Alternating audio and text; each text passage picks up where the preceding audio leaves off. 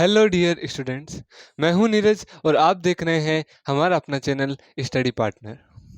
आज के क्लास में हम पढ़ेंगे क्लास 10th का टॉपिक मैथ्स में जो चल रहा था अर्थमेटिक प्रोग्रेशन, उसकी एक्सरसाइज 5.1 को हम आगे कंटिन्यू रखेंगे। इससे जस्ट पहली क्लास में हमने पढ़ा था, जो कि मैथ्स की थी 10th की, उसमें हमने पढ़ा था एक्सरसाइज 5.1 का फर्स्ट क्वेश्चन, जिसको डिटेल्ड में हमने एक्सप्लेन किया था और मैंने एक एक चीज़ों को समझाया था। अब हम एक्सरसाइज 5.1 के आगे के क्वेश्चंस सॉल्व करेंगे और मैं क्वेश्चंस दोनों मेथड्स में बताता हूँ। भाषा जो होती है बोर्ड पे वो मैं हिंदी में लिखता हूँ, ताकि बेसिकली ज़्यादा हिंदी के स्टूडेंट्स हैं। उसके अलावा क्वेश्चंस इंग्लिश एंड हिंदी दोनों के सेम ही होते हैं, दोनों को मैं एज ए लैंग्वेज में बोल के फिर आपको क्वेश्चंस का सॉल्यूशन दूंगा, ताकि हर स्टूडेंट जो कि समझना चाहे उसको इतनी दिक्कत ना हो। बाकी ज़्यादा टर्म यहाँ मैं हिंदी की यूज कर रहा हूँ, तो उस वजह से देखो एक्सरसाइज 5.1 का second question. Right first four terms of the AP when the first term A and common difference D are given as follows। Hindi में बात करते हैं। कहा है कि आप किसी भी एपी या समांतर श्रेणी के प्रथम चार पद लिखिए। अगर आपको पहला पद या फिर ए दे रखा है और सार्व अंतर या डी दे रखा है, तो आपको क्या निकालना है? समांतर श्रेणी के चार पद। यानी एक बड़ा क्वेश्चन है, इसके सब क्वेश्चन है, इसके 5 सब क्वेश्चन है। चलो फर्स्ट सब क्वेश्चन पे बात करते हैं। फर्स्ट सब क्वेश्चन कुछ ऐसा है, ए बराबर 10 एंड डी बराबर 10। यहाँ देखो ए यानी प्रथम पद आपको दे दिया 10, डी यानी सार्वंतर कितना दे दिया 10। तो अब हम इसको सॉल्व करते हैं, सॉल्यूशन भाषा सहित हम करेंगे, ठीक है। सबसे पहले हिंदी वाले स्टूडेंट एक चीज को ध्यान रखें, इंग्लिश वाले भी, कि हर बार क्वेश्चन जब आप आंसर करो बोर्ड्स में या टीचर आपके क्लास टेस्ट लें, तो आप इस तरह से आंसर करो कि अगला एज ए स्टूडेंट आपकी कॉपी पढ़ रहा है और आपको उसको समझाना है। समझाने के दो वे होते हैं, एक तो बोल के समझाना, एक होता है लिख के समझाना। लिख के समझाना बहुत हार्ड वे होता है, वो आपको दिया गया है कि आपका एग्जाम जब लिया जाता है तो आपको कहते हैं कि आप लिख के उस चीज़ को समझाओ। सामने आपके टीचर बैठे हैं तो वो एज ए टीचर ना होके वो एज ए स्टूडेंट है और वो आपसे वो चीज़ें समझेगा। अगर आपने इस टाइप से भाषा लिखी है कि पढ़ते ही स्टूडेंट एज ए जो टीचर बन रखा है उसको समझ में आ गई, तो आपको 100 आउट ऑफ 100 हर क्वेश्चन में कंप्लीट अगर आपने समझाया तो आपको 100 आउट ऑफ 100 नंबर से कोई नहीं रोक सकता। और फिर आपका नॉलेज भी ऐसा माना जाएगा कि आपका नॉलेज बहुत अच्छा है इस चीज़ के अंदर। तो उसके लिए हमें सबसे बेसिक चीज़ होती है लैंग्वेज या भाषा। भाषा के अंदर सबसे पहले हम करेंगे, आपको क्वेश्चन दे रखा है, तो जो दे रखा है तो सबसे पहले जो वर्ड होता है भाषा का वो होता है दिया गया। क्या होता है? दिया गया। आप ऐसे लिख सकते हो दिया गया, या इंग्लिश वाले हो तो गिवन दैट। क्या दिया गया है? तो हिंदी वाले देखो, प्रथम पद बराबर ए और सार्व अंतर बराबर डी।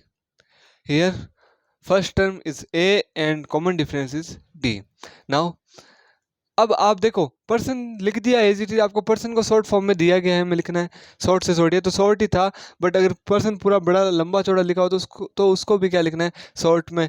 तो आपने यहाँ पे लिख दिया। फिर आपको क्वेश्चन में क्या निकालना है वो आपको लिखना है, ज्ञात करना है। क्या ज्ञात करना है?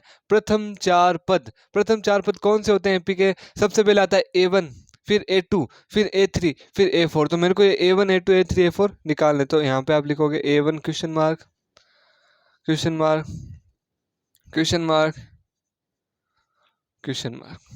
इतना आपको भाषा वाला काम करना है। स्क्रीनशॉट लेना चाहो तो ले सकते हो। नाउ अब हम इसको मिटाते हैं। हमने देखो किया क्या है, हमने सबसे पहले लिखा था दिया गया है, वो मैंने बता दिया प्रथम पद दे रखा है और डी दे रखा है। फिर मैंने ज्ञात करना है वो लिख दिया कि भाई क्या ज्ञात करना है। अब मैं आगे चलूंगा क्वेश्चन में, तो अब मैं आगे क्या लिखूंगा? मैं लिखूंगा प्रश्नानुसार। प्रश्नानुसार प्रश्नानुसार क्या होगा? प्रश्नानुसार आपको पता होना चाहिए। प्रश्न अनुसार या फिर अकॉर्डिंग टू द क्वेश्चन क्या लिखेंगे वो देखो, हम लिखेंगे चूंकि, बिकॉज, या फिर ये जो चूंकि होता है इसका चिन्ह ये होता है। अब आपको लिखना है चूंकि। चूंकि क्या होता है? चूंकि A1 बराबर A1 बराबर A होता है। मैंने आपको क्या बता रखा है, पहले ही बता रखा है, या तो A1 बोल दो या A बोल दो, दोनों एक ही चीज होती है। A1 बराबर A है तो इसलिए मेरे को निकालना A1 है, मैं A1 रख दूंगा। A की वैल्यू दे रखी है मेरे को कितनी, 10। तो A1 की वैल्यू कितनी आएगी, 10। मैं कह रहा हूँ A और A1 एकदम बराबर होते हैं, तो हम जानते हैं चूंकि चूंकि या फिर ये जो चिन्ह लगता है इसलिए लगाया जाता है क्योंकि ये फॉर्मूला होता है। इस फॉर्मूला में अब इसलिए लगा के 100 ये वैल्यू हमने रख दी, तो ये हो गया A1 इज इक्वल टू 10। तो आपका पहला पद निकल गया A1 इज इक्वल टू 10। अब नेक्स्ट 3 पद और निकालते हैं आगे।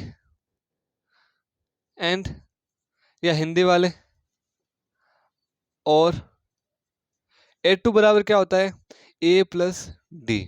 आपको सूत्र कभी नहीं बोलना, एक सूत्र आता है AN बराबर A plus n minus 1 d. यहाँ पे A2 यानी AN की वैल्यू कितनी रख रहा हूँ, 2। तो यहाँ पे A प्लस एन की वैल्यू कितनी है, 2 माइनस 1 का 1 डी। तो A प्लस 2 माइनस 1 यानी 1 मल्टीप्लाई डी हो जाएगा।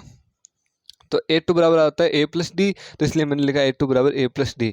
या आप चाहो तो अच्छे से उसको ऐसे लिख सकते हो A2 बराबर A प्लस डी, क्योंकि ऐसा होता है उस वजह से हमने n की वैल्यू रखी 2, तो हमें ये मिला। आराम से डिटेल में आप बता सकते हो। तो A2 बराबर A प्लस डी ये मैंने यहाँ पे लिख दिया।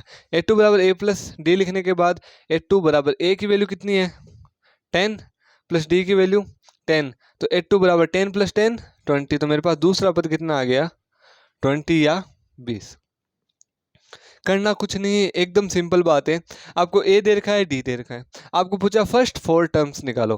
फर्स्ट 4 टर्म्स के लिए आपको A1 A2 A3 A4 निकालनी है।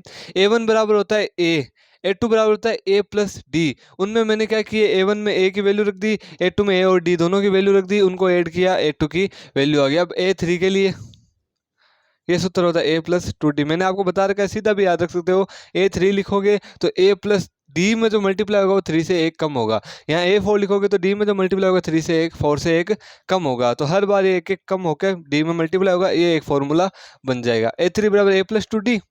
तो A3 बराबर A की वैल्यू कितनी, 10, 2 मल्टीप्लाई D की वैल्यू 10, 10 प्लस 2 मल्टीप्लाई 10 कितना होता है, 20, वैल्यू आ जाएगी 30। तो A3 की वैल्यू आ गई 30, A3 की वैल्यू आ गई 30। सॉरी फॉर देट, आप थोड़ा सा पीछे जाके इसका स्क्रीनशॉट ले सकते हैं, ठीक है। A3 की वैल्यू आ गई 30। अब A4 निकालना है, वो होगा A प्लस 3D। A4 ये सूत्र होता है, नहीं होता है तो आप ये ध्यान रख लो, AN बराबर होता है A plus n minus 1 d. उसी से ही ये आया है, बट सीधा याद रख सकते हो।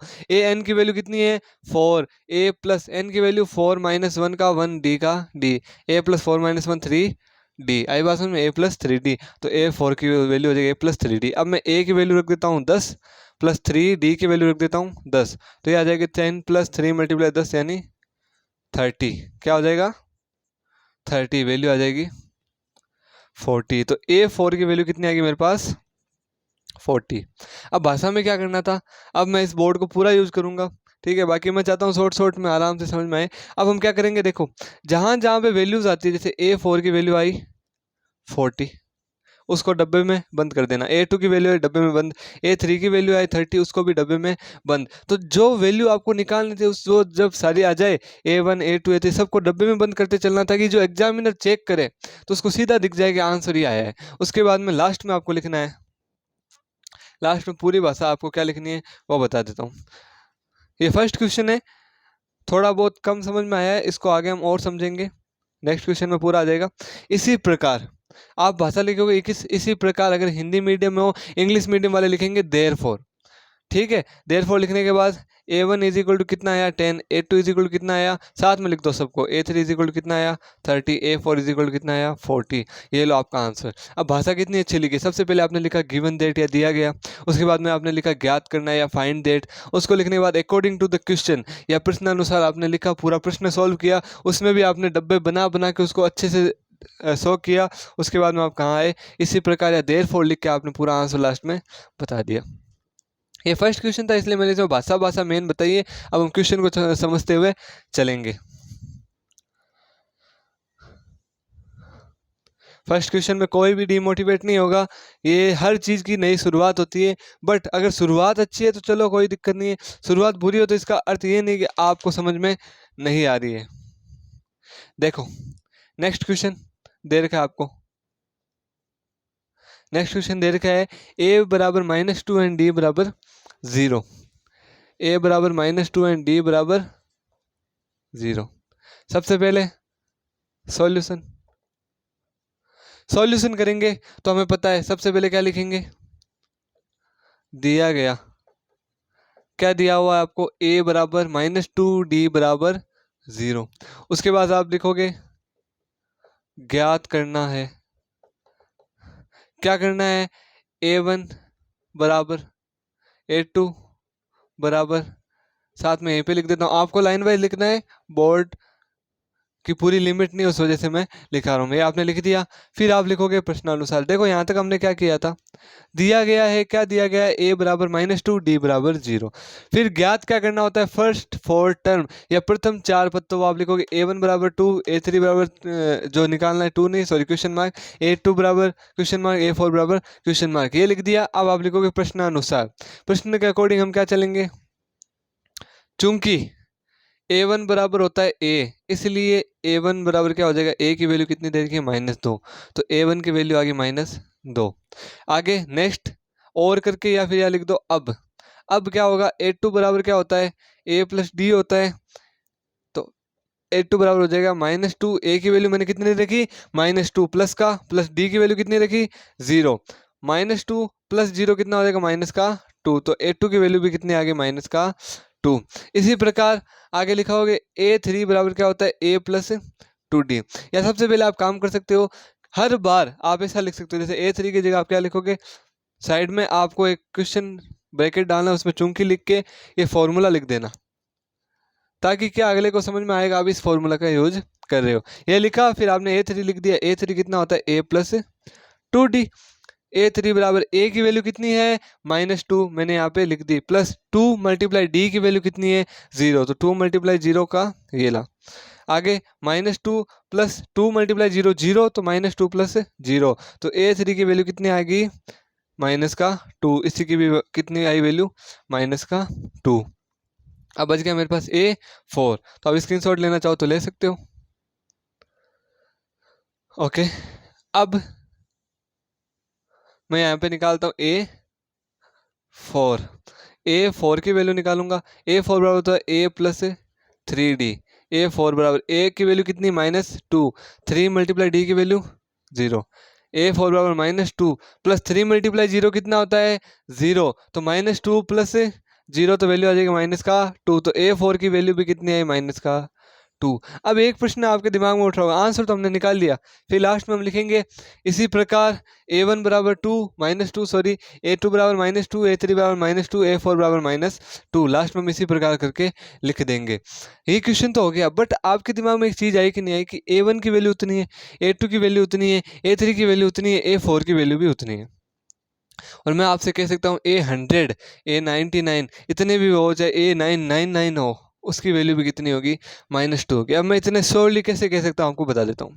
सबसे पहले डी क्या दे रखा है आपको, 0, कॉमन डिफरेंस ही 0 है, तो बार बार वही चीज़ आएगी ना, कि मान के चलो 2 स्टेप पे आप खड़े हो, अब इसके बाद में आपके पास 0 डिस्टेंस है, तो 0 डिस्टेंस का मतलब आप वहीं पे तो खड़े हो, आप कुछ बढ़े ही नहीं, तो बार बार कॉमन डिफरेंस 0 का अर्थ है आप उससे आगे बढ़ ही नहीं पा रहे हो, 0 डिस्टेंस है तो आप वहीं पे खड़े हो, तो कॉमन डिफरेंस 0 है, तो आप चाहे 1000 साल वहीं पे खड़े रहो, आप पे कोई फर्क नहीं पड़ेगा, क्योंकि कॉमन डिफरेंस 0, आपने कुछ चला ही नहीं, कॉमन डिफरेंस ही 0, तो आंसर हर बार क्या आएगा, इक्वल आएगा। तो ये रहा आपका आंसर।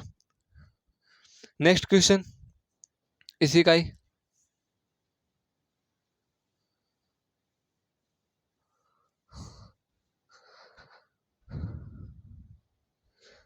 नेक्स्ट क्वेश्चन है थर्ड क्वेश्चन ये कहता है a बराबर 4 और d बराबर -3।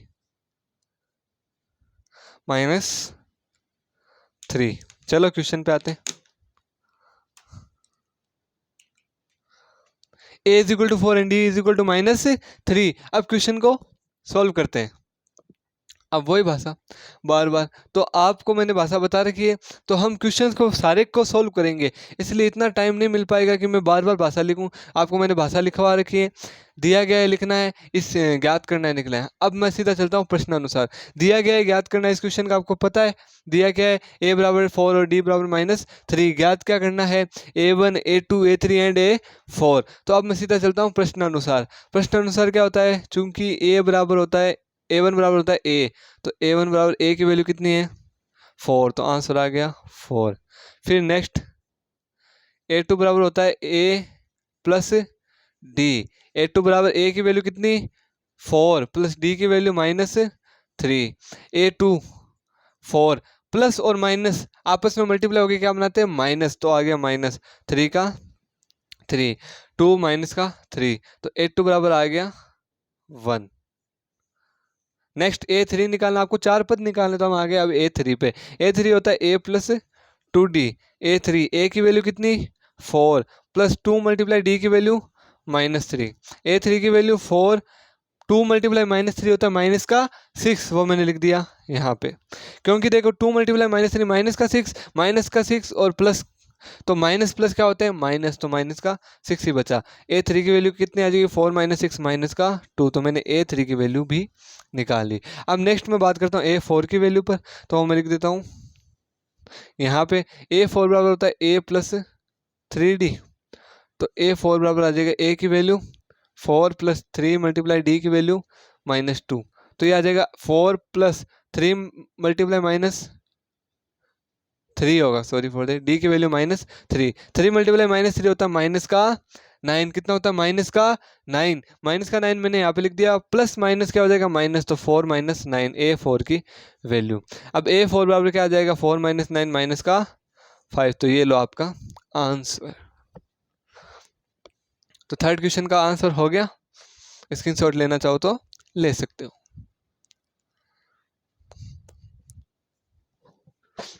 नेक्स्ट फोर्थ क्वेश्चन पे आते। क्वेश्चन सारे इजी, कहना क्या चाहता है, आपको ए दे दिया डी दे दिया, आपको निकालना है a1 a2 a3 और a4। अब इन सब के फॉर्मूलाज में ए और डी ही यूज में आता है, तो आपके लिए तो बहुत इजी काम हो गया। हर बार ए और डी ही यूज में आ रहा है, तो आप हर बार क्या लिख दोगे, ए और डी लिख दोगे, उनकी वैल्यू रख दोगे, तो आपका आंसर आ जाएगा।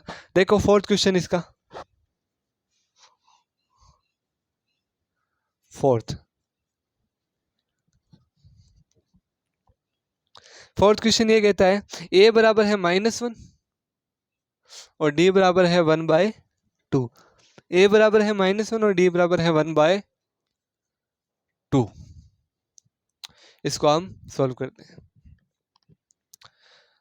a बराबर -1 और d बराबर 1/2। इस क्वेश्चन को सॉल्व करना है, वही बात दिया गया है, क्या दिया गया है, a बराबर -1 d बराबर 1/2। फिर आप लिखोगे ज्ञात करना है, ज्ञात क्या करना है, a1 a2 a3 a4। अब आप लिखोगे प्रश्नानुसार, वो मैं अब बता रहा हूँ। प्रश्नानुसार में होगा चूंकि a1 बराबर a, इसलिए हर बार आप चूंकि इसलिए लगाओ तो बहुत बढ़िया। इस बार मैं इस क्वेश्चन में आपको हर बार चूंकि इसलिए लगा के बताता हूँ।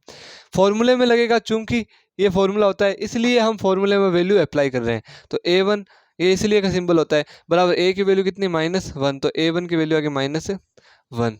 नेक्स्ट चूंकि a2 बराबर होता है a प्लस डी, भाषा में आप ऐसा भी लिख सकते हो। अब a2 के लिए फिर a3 निकालो, तो अब a3 के लिए जितनी, देखो लैंग्वेज ये होती है अपने मन की होती है, आपको जितना अच्छा लगे कि मैं इतनी लैंग्वेज लिखूं या मेरे को इतना डिटेल में समझाना है, वो ज़्यादा बेटर है, क्योंकि लैंग्वेज जितनी भी आप लिखोगे ना वो आपके लिए बहुत ज़्यादा बेटर है। लैंग्वेज ज़्यादा लिखने का अर्थ है कि आप ज़्यादा से ज़्यादा चीज़ों को खुद की तरफ से समझा रहे हो। और ये चीज़ कभी मत भूलना, एग्जामिनर एज ए स्टूडेंट आपकी कॉपी चेक करता है, ना कि टीचर। उसको वो चीज़ें समझनी है और आपकी भाषा उसको समझाएगी। अगर इसी प्रकार से, मैं तो आपको समझा चुका हूँ 2 क्वेश्चन, अगर इसी प्रकार से मैं हर क्वेश्चन को मैं ऐसे लिखूंगा तो अगले को समझ के आएगा कि मैंने क्या किया। भाषा नहीं होगी, सीधे क्वेश्चन निकालोगे तो कोई इसका मतलब नहीं है। तो a2 बराबर a प्लस डी, इसलिए a2 बराबर क्या हो जाएगा, a की वैल्यू कितनी -1 प्लस d की वैल्यू 1/2, तो a2 बराबर हो जाएगा -1 प्लस 1/2।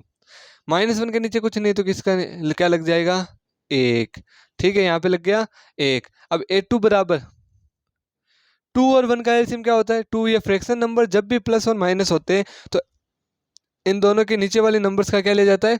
एलसीएम ले जाता है। एलसीएम इज ऑलवेज, देखो एलसीएम किसका लिया जाता है? डिनोमिनेटर का, हर का। तो यहाँ पे 1 और 2 का एलसीएम लेंगे साइड में, तो 1 में डिवाइड नहीं जाता, 2 में जाता है, 1, 1 ये आ गया, तो एलसीएम कितना है? 2। तो आंसर आ गया 2। अब फ्रैक्शन नंबर सोल्व कैसे करते हैं? पहले वाले इसका 1 का 2 में डिवाइड देना है, कितनी बार जाता है? 2 बार। 2 ऊपर वाले -1 से मल्टीप्लाई होगा, तो आ जाएगा 2 ऊपर वाले -1 से मल्टीप्लाई होगा। प्लस का प्लस 2 का 2 में डिवाइड जाता है एक बार, 1 ऊपर वाले 1 से मल्टीप्लाई होगा। अब वैल्यू क्या आएगी? 82 बराबर 2 मल्टीप्लाई -1 होता है माइनस का 2, प्लस 1 मल्टीप्लाई 1 होता है 1 अपॉन 2 का 2। ये -2 + 1, देखो माइनस अगर एक संख्या पर हो दूसरी पे प्लस हो तो माइनस और प्लस में से दोनों संख्याओं में से बड़ी में से छोटी को आपको सबसे पहले घटाना है। बड़ी 2 में से 1 घट जाएगा तो वैल्यू आएगी 1। अब चिन्ह कैसे लगाएंगे? चिन्ह लगाएंगे, बड़ी संख्या इन दोनों में से कौन सी है? 2 है। 2 के आगे किसका चिन्ह है? माइनस का चिन्ह है, तो इस ओवरऑल यहाँ पे भी क्या आएगा? माइनस का चिन्ह आएगा। अगर 2 -1 होता तो बड़ी में से छोटी घटती, 2 -1 हो जाता, 1 आता। चिन्ह किसका लगता? बड़ी संख्या 2 का। उस वक्त 2 क्या थी? प्लस की थी। यहाँ पे क्या है? माइनस के, तो यहाँ पे चिन्ह क्या लग जाएगा? माइनस, और 2 का नीचे वाला 2। तो 82 की वैल्यू कितनी आई? माइनस का 1/2। नेक्स्ट A3 निकालते। A3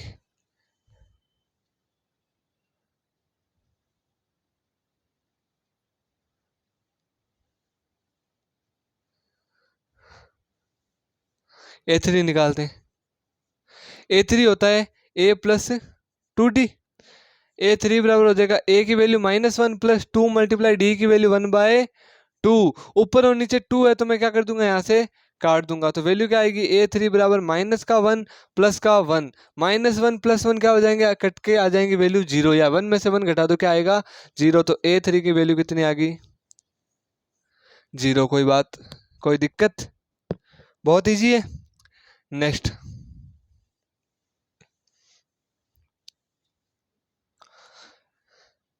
अब आएंगे हम 5th क्वेश्चन पे। 5th क्वेश्चन जो इसका है उस पर हम बात करेंगे। ये लो आपका आंसर आ गया। सॉरी, इसका A4 भी निकालना है। अब हम निकालते हैं A4। A4 क्या होता है? A + 3D। A4 की वैल्यू होती है A + 3D। A + 3D के लिए हम क्या करेंगे? A4 A की वैल्यू कितनी? -1 + 3 × D की वैल्यू 1/2। तो वैल्यू आएगी A4 बराबर -1 + 3 × 2 होगा 3/2। 3 × 1/2 होगा 3/2। अब इसको आगे मैं सोल्व करता हूँ। वही फ्रैक्शन नंबर है। A4 बराबर क्या हो जाएगा? -1, नीचे कुछ नहीं है तो हम क्या मानेंगे? 1 + 3/2। अब क्या करना है? 2 और 1 नीचे है तो इनका क्या होगा? एलसीएम। 2 और 1 का एलसीएम अभी निकाला था, कितना आता है? 2। तो A4 बराबर आ जाएगा नीचे एलसीएम में 2। 1 का डिवाइड जाता है 2 में कितनी बार?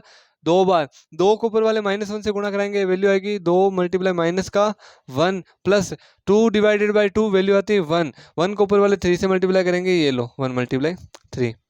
नेक्स्ट हम करेंगे 2 × -1 होता है माइनस का 2 प्लस 3 × 1 होता है 3/2 का 2। -2 + 3 कितना होता है? प्लस का 1। तो A4 बराबर होगा, देखो क्या वही तरीका, एक जगह माइनस का चिन्ह एक जगह प्लस का, तो बड़ी में से छोटी घटा दो। 3 में से -2 जाएगी, सॉरी 3 में से 2 जाएगी, वैल्यू कितनी आएगी? 1। 1 मैंने लिख दिया। अब बड़ी संख्या का चिन्ह लगेगा। बड़ी संख्या कौन सी? 3। 3 के आगे किसका चिन्ह है? प्लस का, तो यहाँ पे भी क्या लगेगा? प्लस का चिन्ह लगाओ चाहे मत लगाओ। बट्टा का बट्टा, 2 का 2। तो A4 की वैल्यू कितनी आ गई? 1/2 प्लस का। तो आपके पास 4 वैल्यू आई। A1 की वैल्यू आई थी -1, फिर A2 की वैल्यू आई थी -1/2, फिर A3 की वैल्यू आई थी A3 की वैल्यू आई थी 0, उसके बाद A4 की वैल्यू आई है 1/2। तो ये आपके पास वैल्यूज आई है। अब हम नेक्स्ट आगे सॉल्व करते हैं। नेक्स्ट इसका सेकंड का लास्ट क्वेश्चन बचा है 5th। मैं हर क्वेश्चन, हर एक्सरसाइज के आपको हर क्वेश्चन यहाँ पे हमारे चैनल पे आपको मिल जाएंगे थोड़े टाइम के बाद, क्योंकि जैसे जैसे वीडियोस अपलोड होंगे आपको मिलेंगे। एक चीज़ हमेशा ध्यान रखना कि आपको क्वेश्चंस में कंटिन्यूटी रखनी है। यानी यहाँ पे पढ़ लिया तो इसका मतलब ये नहीं कि आपने कर लिया, यहाँ पे पढ़ने के बाद कम से कम 2 बार आपको रफ में निकालना है, तब आपके क्वेश्चन क्या होगा, एकदम क्लियर हो जाएगा। मेथड से करना है, तरीके से करना है। भाषा एक बार लिख ली, एक बार आपको फर्स्ट टाइम जब करो एकदम भाषा सहित पूरा करना है रफ में भी।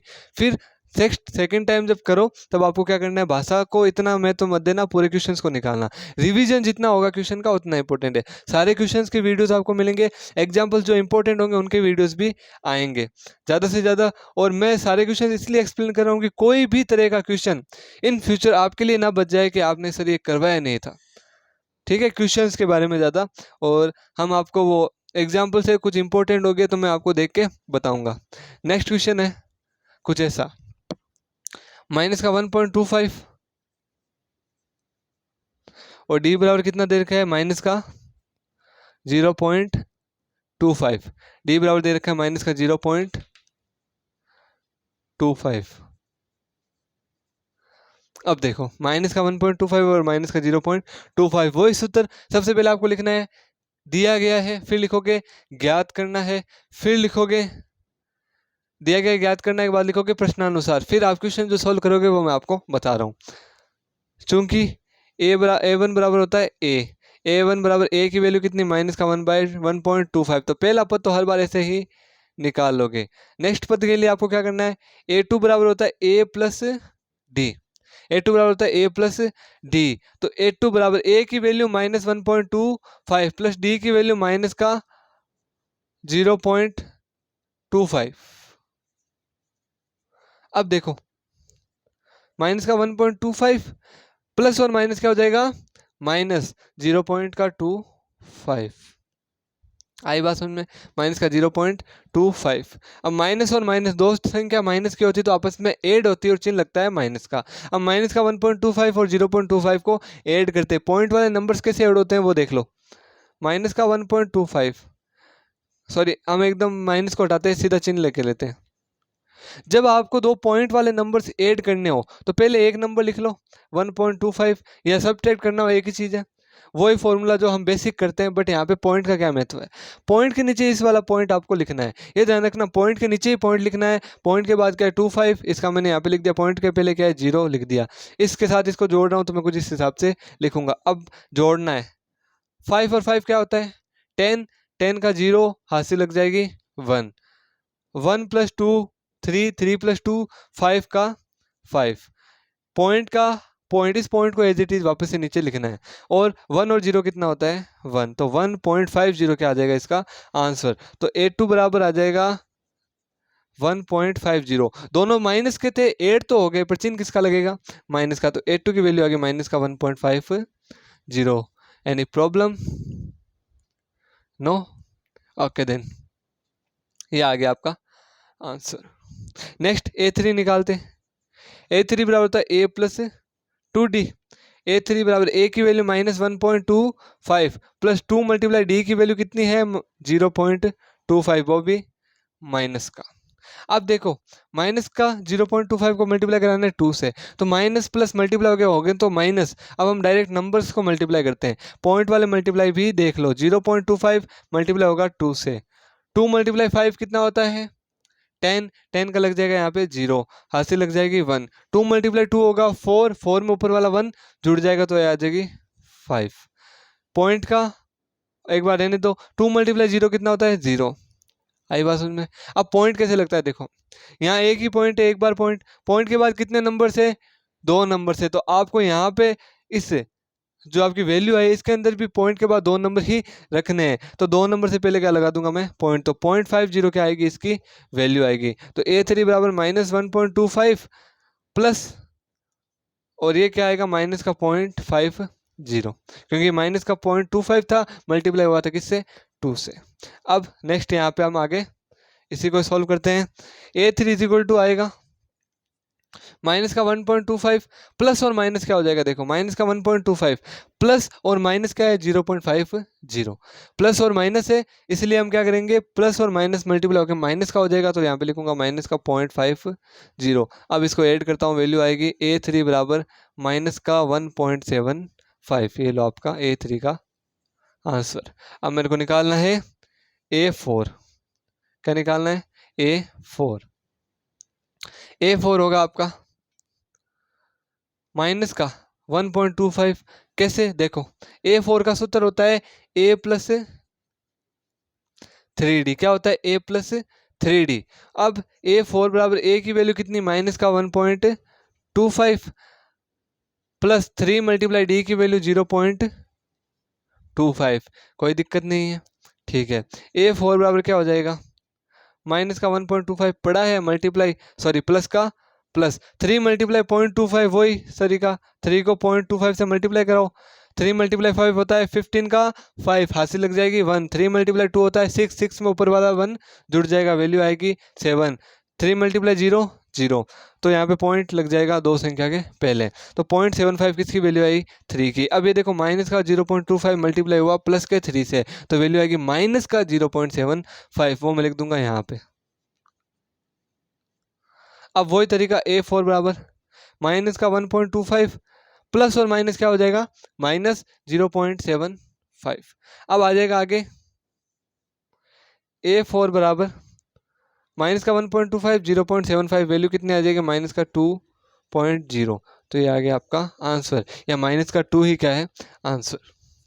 A1 की वैल्यू आई थी मेरे पास 1.25 माइनस का, A2 की वैल्यू आई थी माइनस का 1.50, A3 की वैल्यू आई माइनस का 1.75, A4 की वैल्यू आई माइनस का 2.0। ये 4 वैल्यूज़ मेरे पास निकाल लें।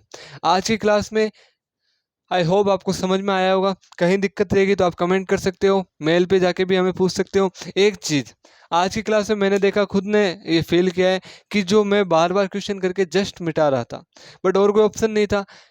नेक्स्ट वीडियो से ट्राई करूंगा कि इसको कम गैप में लिखूं और ज़्यादा से ज़्यादा आपको सॉल्व कराने की ट्राई करूं, क्योंकि बार बार मिटाने से फिर लास्ट में आप जो देखते हो वो आपको नहीं मिल पाया, ठीक है। बट फिर भी आज की क्लास में अगर वीडियो पसंद आया, एक एक चीज़ें समझ में आई, तो प्लीज़ लाइक कीजिएगा वीडियो को। और अगर अभी तक आपने हमारे चैनल को सब्सक्राइब नहीं किया तो प्लीज़ सब्सक्राइब कर लीजिए, बेल आइकन जरूर दबाइएगा, ताकि जैसे वीडियो आता है कभी भी मैं अपलोड करता हूं तो आपको सीधा अपडेट पहुंच जाए। और अभी तो आप जैसा रेशियो देख रहे हैं, हर 2 डेज़ में एक वीडियो 2 वीडियोस आती हैं। एक बार मैथ्स का पूरा कॉन्सेप्ट आता है 9th और 10th का, एक बार आएगा साइंस का। इस टाइप से वीडियो पैटर्न चल रहा है। जल्द से जल्द डेली बेसिस पे आएंगी, डेली 2 वीडियोज़ अपलोड होंगी जल्द से जल्द। उसी के अलावा अगर वीडियो में कहीं भी कोई दिक्कत रहेगी तो कमेंट या मेल भी कर सकते हैं। मिलते हैं इसकी नेक्स्ट वीडियो में, तब तक के लिए मैं नीरज आपसे लेता हूं विदा। नए टॉपिक में नए जोश के साथ नेक्स्ट वीडियो में हम बात करते हैं। तब तक के लिए थैंक्स फॉर वॉचिंग।